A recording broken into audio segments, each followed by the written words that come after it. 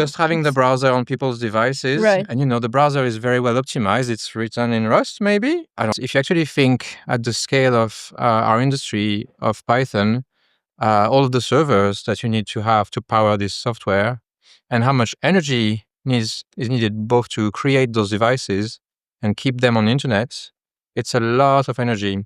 So something I'd like to see for Django in particular, we have ways to make Django much smaller and still very useful. Django in Rust. We actually had this as one of our April Fool's blog post ideas, and currently it's written in Python.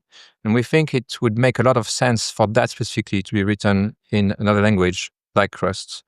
We know everyone loves to convert things to Rust these days. I think it's still quite early days for this industry.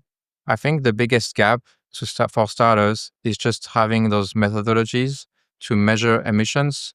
So far we talked about web. There's the whole AI space. Lots to say about the carbon footprints of AI. And when I say those three things, again, like the big elephant in the room is AI. I think we should expect way more transparency, not from open source developers, but from those businesses that build those models that